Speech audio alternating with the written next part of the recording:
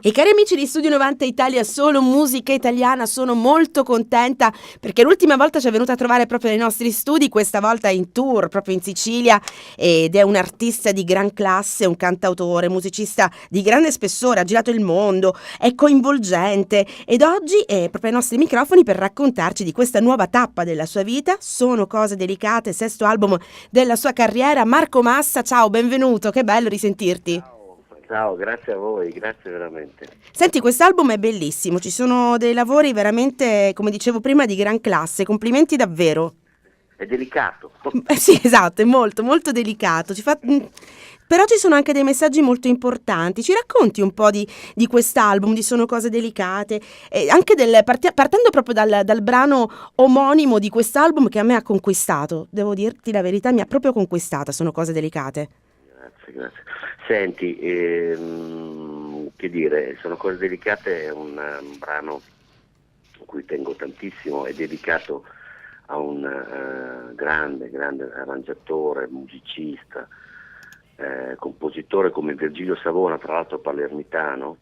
Virgilio Savona era il cantante del Quartetto Cetra, non so se tu lo ricordi. Come no, certo.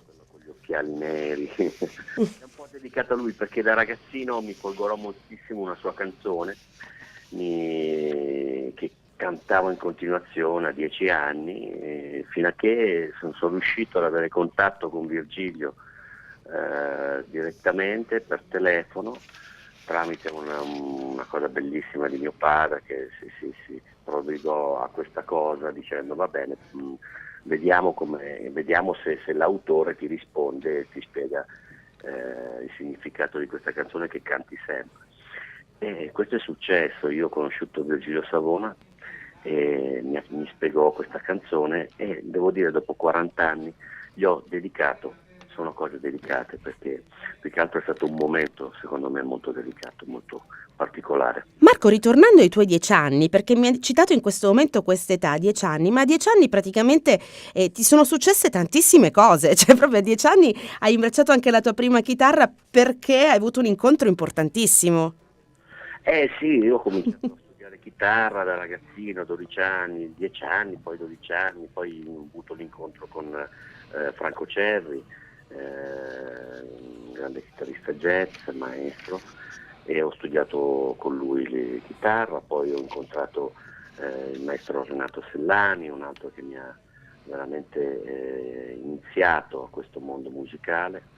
Ho avuto persone attorno a me importantissime a livello musicale, cioè, devo dire proprio come discepolo li ho seguiti. E tu sei grandioso, quindi, come dicevo prima, di gran classe, di grande spessore, un musicista veramente con la M maiuscola. Ecco, si dice artista con la A maiuscola, io dico artista e musicista, un tutt'uno praticamente. Sei in Sicilia perché stai girando con questo tour che sta avendo molto successo, è cominciato mercoledì 10 maggio, ma il tour continua anche venerdì, quindi sarai a Capo d'Orlando, sabato sarai a Marsala, domenica sarai a Licata, insomma un bel tour in Sicilia. Sì, poi io adoro la Sicilia, credo che sia veramente una terra di musica, di Mediterraneo, di calore e se ne ha bisogno proprio.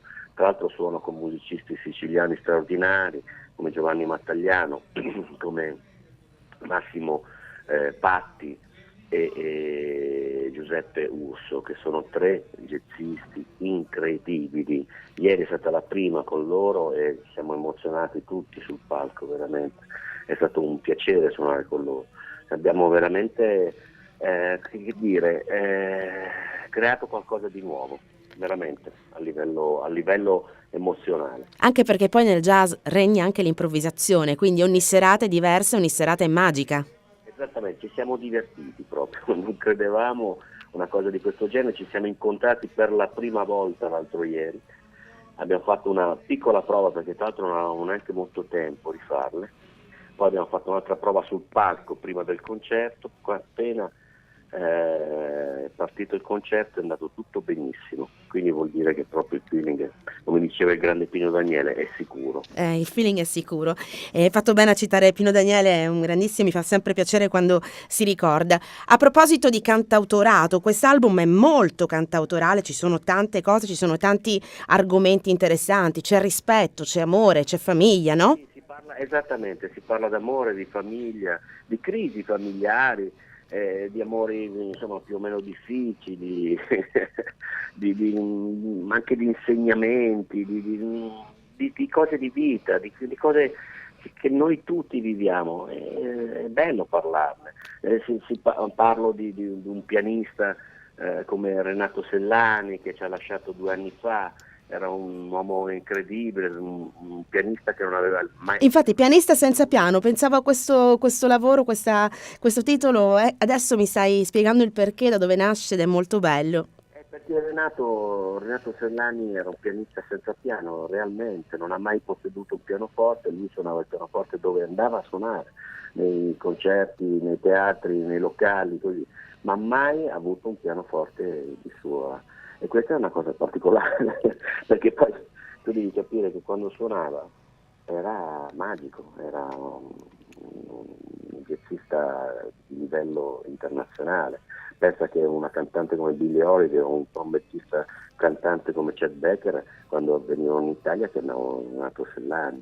Quindi c'è per dirti che quando la musica nasce dentro di te, nasce dall'inizio, capito? Ti accompagna tutta la vita, anche se non possiedi uno strumento, pure quando cominci a suonarlo qualcosa scatta. Anche perché ci insegna la musica che è l'anima che deve parlare, no? Brava, esattamente, ed era tutta anima, ma stranamente anche grande tecnica, pur non avendo mai studiato il pianoforte. Questa è una roba incredibile. Una storia che va assolutamente ricordata, ti fa onore aver parlato di questo pianista e poi ci sono anche dei brani di cui abbiamo parlato un po' di tempo fa, c'è Tutti a scuola per esempio, vi ricordo quando siete venuti a trovarci qui con Francesco Baccini, quindi c'è anche questo.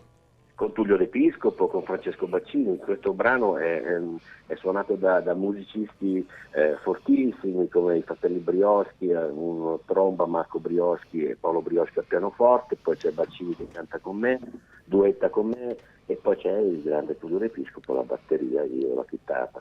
Ed è stato una cosa unplugged fatta in sala d'incisione allo studio Barzana, veramente incredibile. Tutti a scuola è nient'altro che un'esortazione a tornare tutti a scuola, non solo i ragazzi che ci vanno regolarmente, ma proprio noi stessi, perché dobbiamo cambiare le regole di questo mondo. Bisognerebbe farlo, hai ragione Marco, è vero. Senti, un'altra cosa che mi è piaciuta molto di questo tuo lavoro è il fatto che sia uscito il vinile. Sì, questa è un'altra cosa a cui ho pensato, per il fatto che il disco è un oggetto, ci siamo dimenticati di averlo, di toccarlo. Il vinile è come un libro importante. Quando si compravano i vinili, la gente tornava a casa con qualcosa di forte, no? Cioè si apriva, si vedeva, si leggeva la storia del progetto, si vedevano le foto in grande. Anche il suono del vinile è magico. E poi il suono è particolare perché è vero, è un suono caldo, è molto più caldo chiaramente della musica chiaramente liquida o anche in CD, anche se è migliore quella in CD perché è pulita e c'è una pulizia diversa, però il calore che ti dà il vinile non te lo dà nessuno. Mi fa piacere che ultimamente ci sia un ritorno al vinile. Sì, beh, meno male. Tra l'altro il mio è proprio 180 grammi, quindi è un vinile importante, pesante diciamo. È di spessore direi Marco. Senti, poi ci sono anche, quindi intanto vorrei ricordare ancora una volta le tappe in Sicilia del tour di Marco Massa, quindi chi volesse può sicuramente andare a vederlo e a vedere i musicisti che suonano con lui, tutti bravissimi. Quindi venerdì 12 maggio Capodorlando a Messina, e sabato 13 maggio a Marsala al Baluardo Velasco e domenica 14 maggio a Licata Drogheria, quindi appuntamenti assolutamente da non perdere. Poi comunque ci sono i siti, ci sono tutti i canali social di Marco Massa dove potrete anche andare a vedere un po' tutto ciò che riguarda proprio lui, e sono cose delicate, ci sono anche dei video col fiato corto, ho visto un po' di video a modo tuo. Bene. Quindi appuntamento con Marco Massa, io veramente ti ringrazio tantissimo, spero di venirti a trovare presto e spero che tu venga presto a trovarci anche nei nostri studi, Marco. Assolutamente, spero di rivedervi presto. Buon lavoro, buona musica e a prestissimo Marco, grazie mille. Grazie a voi, grazie, grazie.